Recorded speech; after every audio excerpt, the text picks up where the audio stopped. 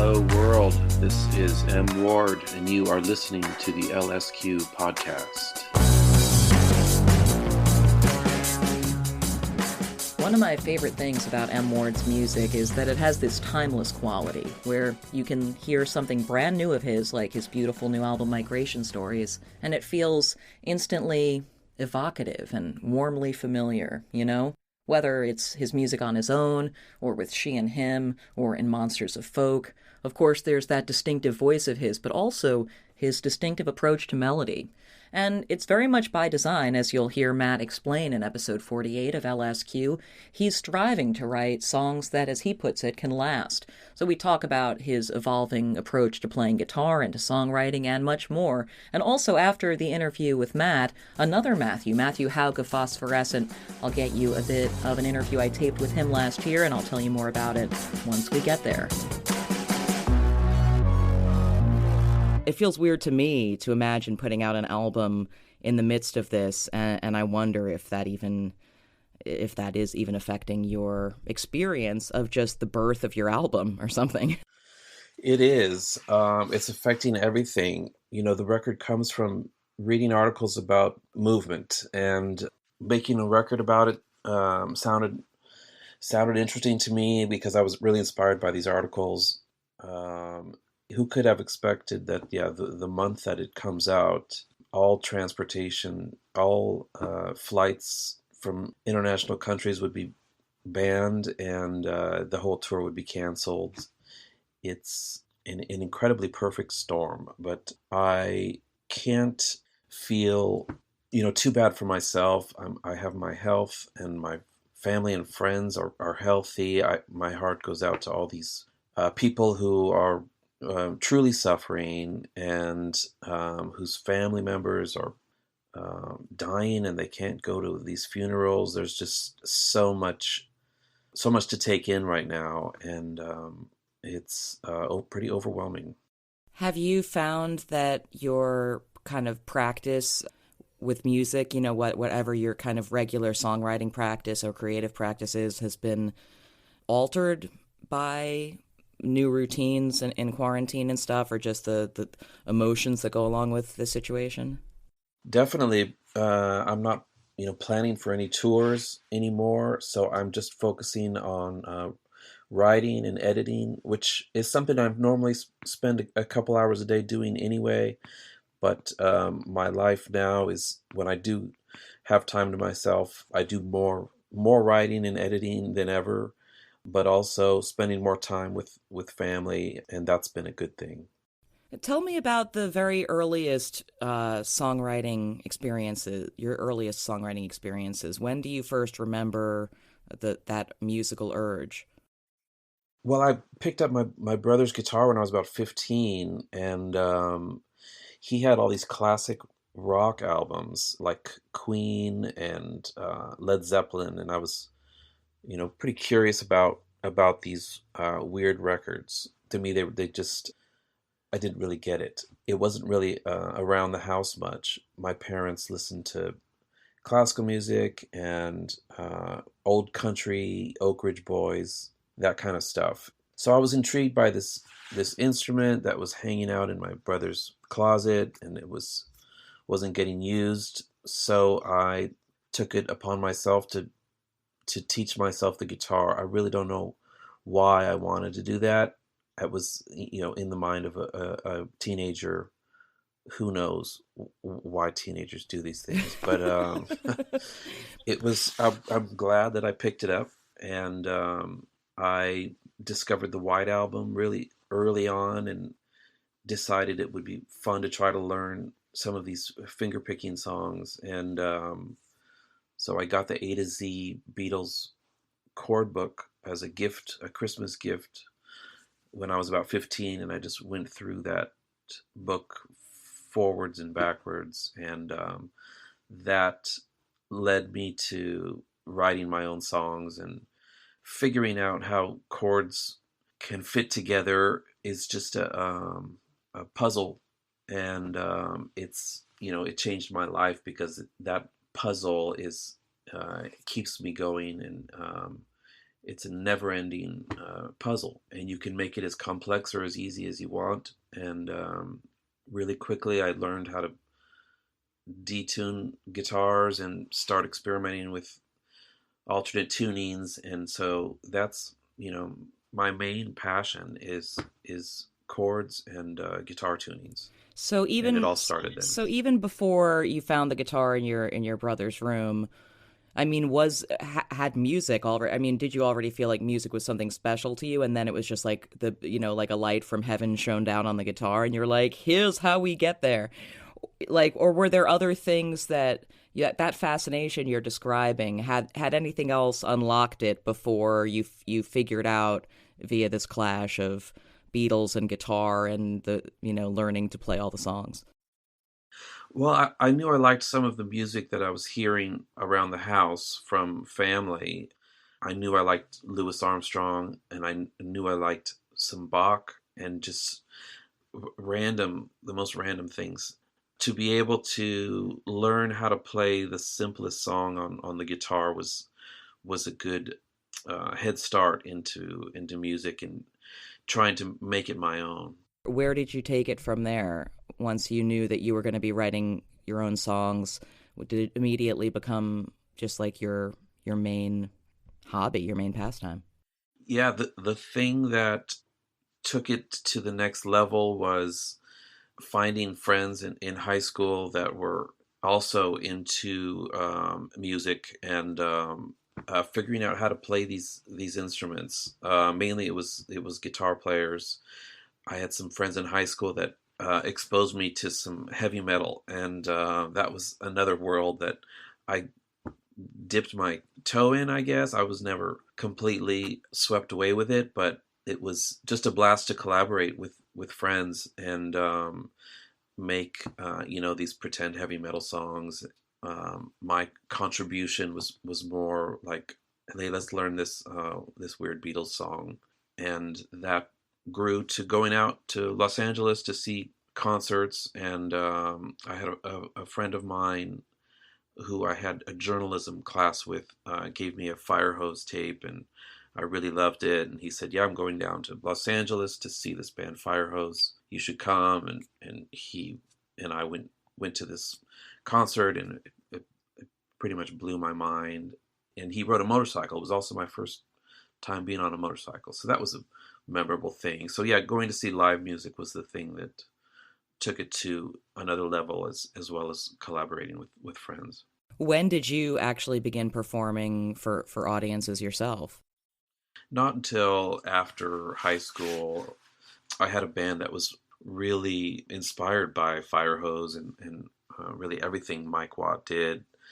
And we got really into the SST label, which it was a big thing in Los Angeles and on KROQ. And that was a music, or a kind of music, that I think we thought that we could, I think imitate is a pretty good word. And so we enjoyed doing that. And we played like coffee houses in Ventura County, and you know went to see shows in Los Angeles occasionally. But yeah, those were good memories. If I found some of that music from that band, would I recognize your music from more recently in it? Does it sound like you? I don't think so. I don't think the recordings sound really good at all, so I would encourage any explorations. But I had fun. I really enjoyed myself at the time. I didn't really know anything about recording guitars or voices. But I don't mean the production. I guess I just mean the essential musical you. Like, Yeah. and I guess the question from there is, yeah, what were some important early, not discoveries, but like realizations from spending the kind of time I know you spend thinking about the metaphysical aspects of making music? Like, what were some important kind of early breakthroughs as far as figuring out what your essential kind of musical sound and goals were? Well, it was that this SST sort of pretend community that I imagined existed, maybe between the Meat Puppets and Sonic Youth and Firehose, and thinking that there was this thing out there that maybe had an open door policy. And getting into Sonic Youth, that's the first thing that comes to mind, because when I started to sit down and try to learn their songs, I realized very quickly that it was pretty much impossible because of these alternate tunings. It was like, learning about some wizardry or something, and I knew I needed to get to the bottom of it. And the only thing there to help me was these guitar magazines, because there was no internet where you could Google how to play any Sonic Youth song. Yeah. Most of the guitar magazines were Guitar World and Guitar Player, and these were all about Yngwie Malmsteen and Steve Vai, and not so much, Sonic Youth guitars. Although there was one article, and I still have that magazine in my basement, where they talk about how to use these alternate tunings that Sonic Youth did, and also discovering Joni Mitchell around that time and learning some of her alternate tunings from guitar magazines was really helpful. And so that, I guess, to answer your question, would be the next thing that opened the door a little wider. Right. And so at this point now you're where? Have you gone off to college? Yeah, I'm studying literature in Central California, and not planning on making a living from music at all. I thought that I would just get a degree in literature and be a teacher. But I mean, why didn't the music thing seem worth putting all the eggs in that basket? Just didn't seem realistic, or? Maybe because I didn't have any friends that were doing it. I had some friends that were doing it, on the side, and that was good enough for me. Once you start to meet people who are doing it for a living, which is what happened to me after I made my first record, it starts to become a little bit more of a reality. Just sending off my first record to a couple heroes like Hal Gelb and Ira Kaplan from Yo La Tengo, and receiving, really encouraging, nice notes in return was also a big step in me thinking, okay, maybe I should pursue this and put literature in the back seat. In a way, I mean, if in a I mean, listening to your music, it's like it's not in the back seat; it's in the sidecar or something. But yeah, let's talk a little bit about lyric writing as well. I'm curious, kind of how that has evolved for you, or kind of how you found your zone, or how to do it. How did you figure out how to do it?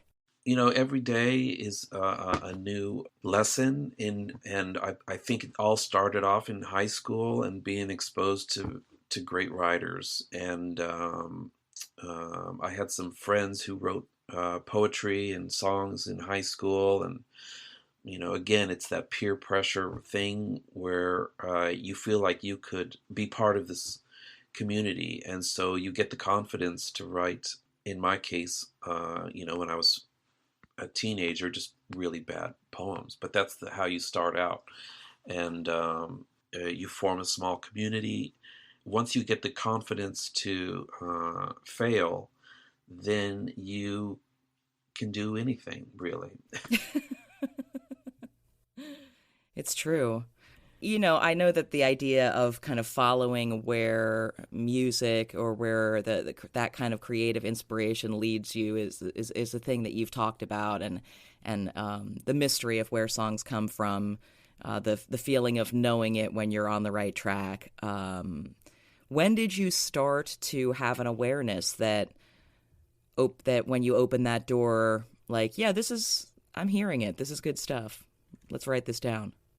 I think for me, I learned very quickly that I need to let time pass before I feel confident to share anything that I've written or done. And I discovered the 4-track when I was in my teenage years, and I learned really quickly that something that you record immediately, it feels pretty good. And you realize the next day when you listen back to it that it probably has no value and might even be a little bit embarrassing.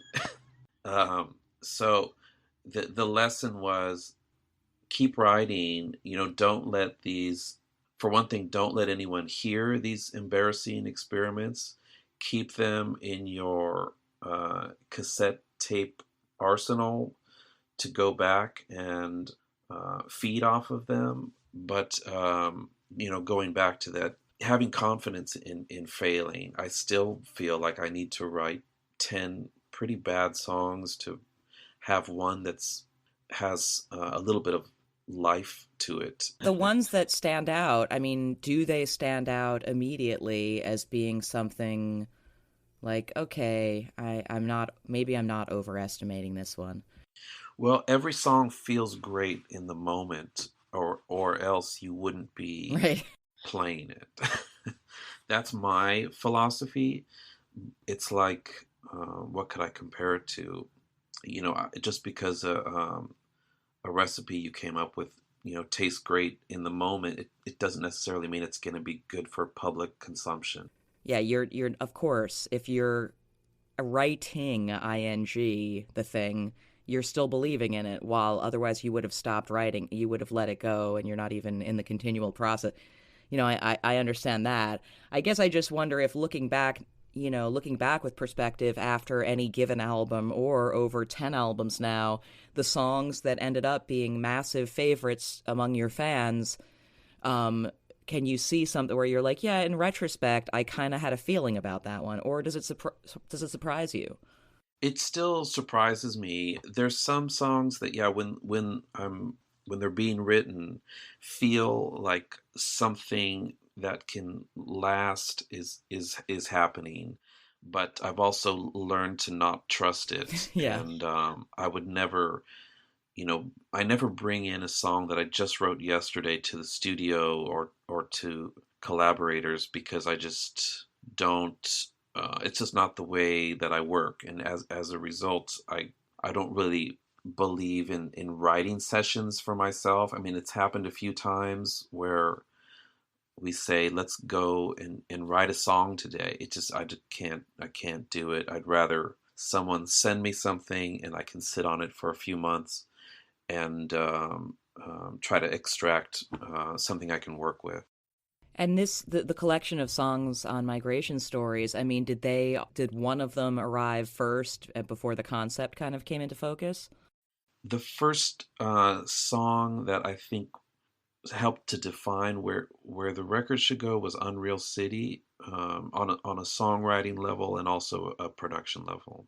Interesting, because I was going to ask you specifically about Unreal City and say, I mean, come on, Matt, you're telling me that when you were writing Unreal City, you didn't know this one slaps. Well, I wish I could say I had some sort of a scientific red, light that flashes when something, long lasting is happening, but sadly it doesn't exist. I'm writing pretty much every day at this point, pretty comfortable in the process. It does change every day in small ways, but I still don't have the confidence to share anything that's brand new with anybody, except for myself. And it's like journal entries that I would.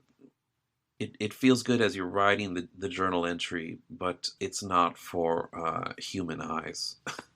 Well, Matt, thank you so much for connecting to do this, and I wish we could have done it face to face, but I love the album Migration Stories. It's just so beautiful, and so everybody, go get it. It's on the internet like everything.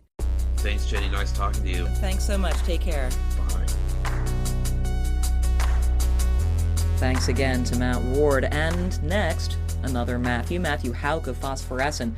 And I want to say in advance, thank you / I'm sorry to Matthew Houck, because we recorded this quite some time ago, last summer, at my place here in Brooklyn. And then I was gonna publish it around when Phosphorescent were on the road this spring. And then, of course, nobody's on the road this spring. And then also I had some technical difficulties. Sorry, I had some technical difficulties with the file, and so I had to abbreviate it. And Matthew Houck, I'll make it up to you. We'll do another one. But I also loved this section of the interview, what I could salvage. So we're going to listen to this really sweet section where Matthew is talking about how he got into playing folk music and kind of realizing that writing songs is magical. But yeah, what about you? When you finally started to nerd out on music and have taste of your own, what did you insist on listening to? Yeah, I mean, it went like pretty quickly, like folk. You go from like, there was like, I don't know, Peter, Paul and Mary records say that you would hear, and then you go, okay, well, Bob Dylan wrote that song, I mean, there's like, well, Bob Dylan, Woody Guthrie, and then you just like Carter Family, and it was very like I went very backwards for a long time, like just like getting to like the core, I think, of like this like songwriting thing, what I mean? It's like I didn't go to college, go to school, and like I wasn't thinking of it in terms of like studying something, it was just like I just wanted to like get into it. Yeah, you know what I mean? It was, and again, this is pre-internet, so it was like a weird thing of like going to like the public library, and like checking out records and taking them home and copying them onto cassette. You know what I mean? Like it's so like I couldn't possibly like summon up that amount of like to do that now. Yeah, you know what I mean? Like it's like I don't. It's like it's weird. It's like looking at another person. I'm like, what were you doing? Like, but yeah, just like it was. I don't know. I was trying to get at something, I think. And But had you started playing guitar already then? Yeah, totally. And like very stubbornly was like I knew this is what I was. There was no plan B. In a way that, again, like looking at it from here, it's kind of like looking at another person. It's just kind of like, I can't really explain it. It was just it was like there's no way I'm gonna go to college and like get get into this path of a job or whatever it is that you would do. How long after you picked up a guitar did you know that? Probably pretty soon. It felt good right away. Yeah, it made sense. You know what I mean? Like it's like, how you have things that you do and like you feel like a fish out of water always, you know what I mean? Like in some things, and other things you just go like, this is, it's just kind of like that. It just, it was, and like listening, to tapes that I was making at that time, it was terrible. Like how quickly did you go to trying to how quickly did you start writing versus just learning these folk songs that you were really early. Really like writing silly things pretty much right away. Right, in the style vaguely in the style of what you were listening to, or I think probably it was pretty I mean, look, Bob Dylan is a major thing, like a major creature. Yeah, and like looms large. So looms very large, and rightfully so. Did it feel like an outlet for you almost immediately, or and does it in general? Is writing songs? Does it feel like a required outlet for whatever is kicking around in your brain? Like you feel better after having done it? Yes. It also feels really serious. Like it feels like. It always feels silly to do this, but like to talk, to talk about it, without sounding like a asshole or like a, like, because it all sounds like hyperbole or something, but it doesn't. That's why I'm asking. No, okay, right on. No. I'm down for it. To me, it really, I don't have like religion in my life or like a discipline of like, I'm not, I don't meditate or but for me, it feels like it is what I assume people who are fanatically religious or deep into meditation or what, like it feels like that area for me to this like world of song and lyrics and music, like, it's like, it's, holy in some way. But then it also, like the inverse, it flips sometimes. And this is, I think, also the magic of music, like, and specifically what it is, because it's also, there's a thing I do with my drummer all the time. It's like, it's just tunes. Do you know what I mean? Like, it also can flip, and you can always go like, yeah, but it's just fucking tunes. Do you know what I mean? It's just boom, boom, bop, boom, boom, bop. You know what I mean? Like, it's like, so it can be both the most, you know, sacred, yeah. Yeah, you know, and also, yeah, it's just, yeah. You know, so it's like, and I think that I've learned to really appreciate that like, that little line there that I think, because, you know, I can't go like any further with that, trying to like get into, I don't understand why it worked, but it's like a kind of magic that like, I just intuitively believe in. You know what I mean? I don't know why it works. I don't know, because if you try to like take it apart, it doesn't hold up. It doesn't make sense. You know what I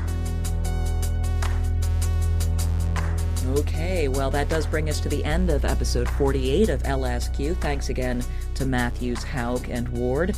And I've got episodes coming up in the next several weeks with pop songwriter Justin Tranter, with King Tuff, with Shamir, who has a new album in October. And yeah, subscribe to the LSQ podcast right there on the platform of your choice. Thanks again for listening.